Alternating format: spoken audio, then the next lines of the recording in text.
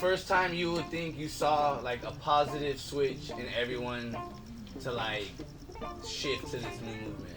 When I saw a bunch of white people protesting. When time frame would you see? This is like the beginning of this year, no? What? The racial tension? No, like a more positive how they're trying to support like Black Lives Matter and all that stuff. Well, yeah, people are just sick of it. People are just sick of the hate and the disrespect, man. Like, because how long has it been around though? Like since America started. Even Black Lives Matter, the movement's been around for a couple years now. Yeah, and that was dissed on. Right when like Kaepernick was like Kaepernick would kneel, that was disrespect. So according to some people, he was just kneeling because people get tired of getting choked out. Yeah. Getting killed. That Eric Garner too, that was horrible. I can't breathe. I was 10 years old, handcuffed by a police officer in Green Bay for skating the parking lot with my white homies while they stood there. That's what I wanted to ask you too. I'm 10. What am I? I'm 80 pounds. What am I gonna do to a big corn-fed white boy in a vehicle and a pistol? Let me piggyback that then. Like, what the? I'm a threat. Is that the you first time? You can flick me at that time. Like, here, come here, look. Is that your first time that you ever went through anything like a negative police encounter? That and then the trolley cops. Is that the first time, like 10 years old?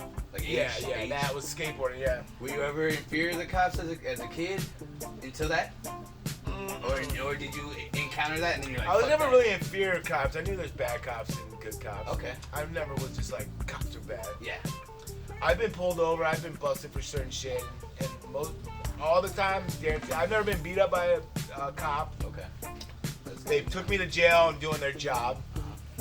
But I had a trolley cop break my nose going to school here in San Diego. Crack you? Yeah, with a mag light. What? Broke my face. Skating through, going to school. And did he stop you or he just cracked? He said no skateboarding here. I was like, I'm cutting through. I'm like kind of go here to the camera. So I picked my board up. I'm like, I'm not even skating here. I'm going to school. And I was walking and he reached around my body like that and broke my nose. What? And no lawsuit, no. Oh yeah, I settled out of court for $10,000. Oh shit. This is '94. There you go. But check it. Sock it to him. But I mean, I could have sued for a lot more. Yeah. It would have cost you probably more too, no? I didn't pay for nothing. Oh, that's true. You're winning. Check it. So check it. They breaks my nose. The people I was going to school with went to the school, got the teacher, and they were like, "What the fuck? My nose is bleeding, all like gorilla fucking blood." So I get in the ambulance, and I was actually. Let me back up. Yeah. I actually brought a friend with me to go to my school because they fed us. I was like, "You can come to my school, get some food." And then that drama happened. So the trolley cop beat him up against the trolley while it was starting to move as well. Fucked his ear all up. So anyways, I jump in the ambulance after all that. Horrible, bro. I go to the UCSD hospital up in Hillcrest, check my nose, gauze it out, best as they can. I can't do nothing for a broken nose, so I'm just swollen. Yeah. So I leave the hospital, and somehow I just went up that door. And I see a cop and my buddy in the back seat, and I'm like, hell yeah, we suing like a motherfucker. And he's like, you're under arrest for assaulting an officer. I'm the one coming out of the hospital with buzz So I was in jail for 2 days with a gorilla nose. They locked you up and I was blood clot. I would have got one of the 10 racks, bro. Bro, I would have burned that place down. I would love to. I didn't have no family out here in San Diego. Where you kind of like you felt like kind of. If I had family, I was born and raised here, and I could like go to my mom's house and deal with like beat up. Yeah. And play the fucking role. So 10 racks sounded good at the time. Hell yeah, dude. I got my first apartment. Hey, this is 94 when apartments were like 800, 5, 6. Yeah, you put 800, Like, put that's another like a 8. 2-bedroom or something. Yeah, Grape Street. I think I got a Grape Street. Damn, that's fucking. Right across the street from Balboa Park. Never again. Never again. Something like that. But yeah. How about you? How have you seen this through your Haffer lens? We're all Haffers. Hafferlands. I'm a Wexican. Oh yeah. I'm a white. Tell them your background. Tell them. My mom is just straight white sauce. Country. Just country. Like my grandpa on my mom's side, straight owned his basement was full of guns. Full of guns. Probably that side of the family. My mom. She lives in Texas. I'm assuming she probably votes for Trump. Assuming that that's, I'm not gonna turn my back on my mom because she votes for Trump. I love my mom.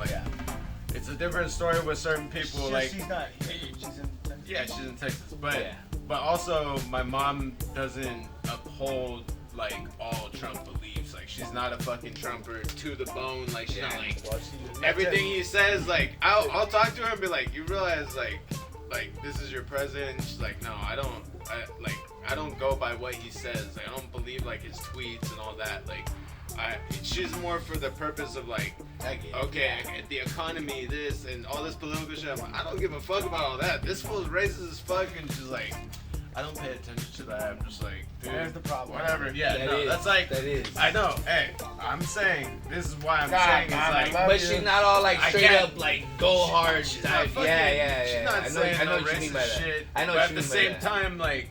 She was messing with him. She was doing my and she's been married to just about. Well, that's why she probably mad. Now I'm out of here. I got a black stepdad before. Oh, definitely. From my mom. Yeah, I've heard that. Yeah. So I'm like, I heard that. And so likewise, like, I had a black brother growing up. So a lot of like. And what was his name? Jammin Jackson. Jammin Jackson. Jackson. It doesn't get any like blacker than that. That's like, cold. That's like I never good met times. any. You grew up with him. Oh, like since I was. It wasn't you just saw him on the weekends. Like you grew up. No, like we went to like we lived in the same house every day. That's what I want to our lives. Like there wasn't. The only time I got a break from living at my dad's house was to go to my mom's house because they shared custody. And now I went over there on the weekends. So like, a lot of the time though, I would spend like just I don't know, not really. You know what? A lot of this time I would spend hanging out with my older brothers because. I mean, obviously I don't have any younger brothers, but I have my twin and like same age. I just like always looked up to my older brother, like being like the influence, whatever. I'd always hang out with their friends, yada yada. And like I really didn't have my friends for the longest time. So like I never had my own influence until I was like old enough to like be like, okay, I'm gonna go to my friend's house now, you know, like so whatever they were doing and whatever influence they had at like my younger point in my life, like naive, like fucking don't know any better, kind of like no culture, fucking living basically like our neighborhood.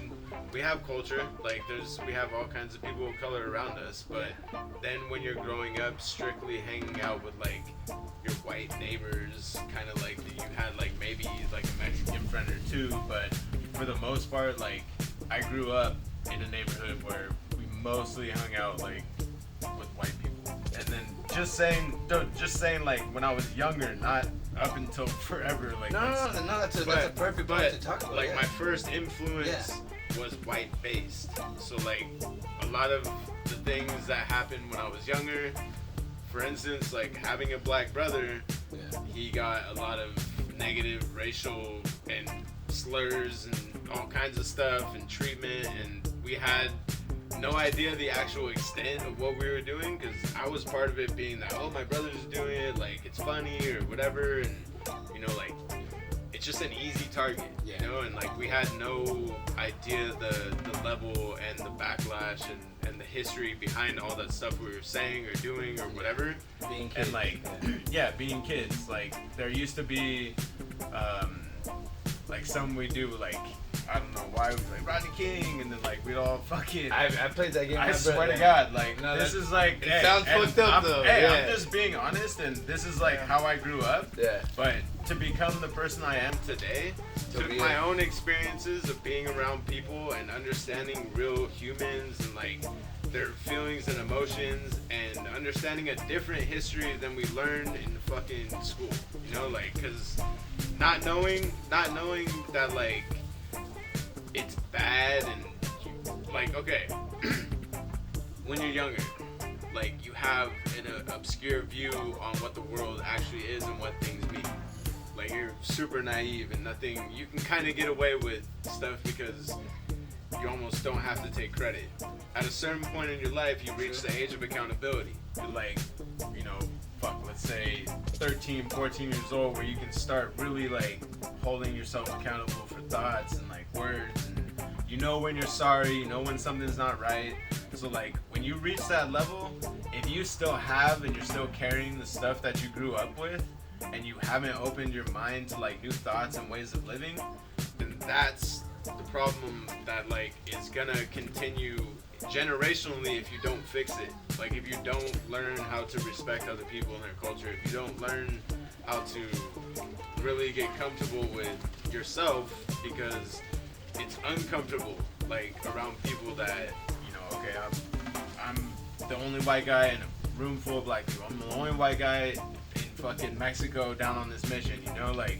So there are times where you have to like just realize no matter what, it doesn't matter if you're black or white or whatever, you just come in there with the right mind state, just be positive and just know that you're giving everybody the equal respect that hopefully you get back. Then, I mean, hopefully like if we all grew into that realization that it's like respect based and we're all humans here, and it's like I can see your heart and I can feel your intention. Like you shake my hand and it's genuine. You know, I'm not like fucking. I don't fuck with fakes. Like at this point in time in 2020, we ain't got time to fucking fake. So done. I'm like, We all gotta stand up. We're all. When are we doing it? Saturday, June Saturday 20th. Yep, rolling for rights. Meet us SD. at Balboa Who else is Park. gonna be Rolling there? for rights. Rightful, right? Yeah, hey, Diesel, wear a mask. Hey, What are we going there for? like we're coming Black together. Lives Matter. We're coming together We need to support justice. causes that People are need tired our of getting support. abused by the law and nobody's being accountable. And where are we meeting up at? Balboa Park on the 6th Avenue side. Meet us there. I'll be there. On the north side of the park, where the playground is. Where the children's playground So what is. time are we doing this? 1 o'clock? 1 o'clock is the meet time. Show up at 1 o'clock. Hang out for about Please. an hour. Yeah, hang out for about an hour. Yes. Do signs, speeches. I'll be there 2 hours early. You know, And plug your Instagrams. motivation. My Instagram is T-Bone Olson _ T-Clips, so you can go to Scarred Skateboards or T-Clips. Tommy Sandoval, CB619, and I actually have an all reggae, you know, influenced Instagram, so it's all. You want to hear It's all some my good music? vibes. Hey, Yeah, book, like hey, book, 20 hey, book your show. book a show if you need it. Yep. What's it Local called? What's it DJ. called? Roots Doctor. Doctor. So, So hey, appreciate you guys. Hey, Thank you. Till next time. Thank you. Appreciate everything. That was dope. yeah. Hell yeah. All right, guys. CP. Hell yeah.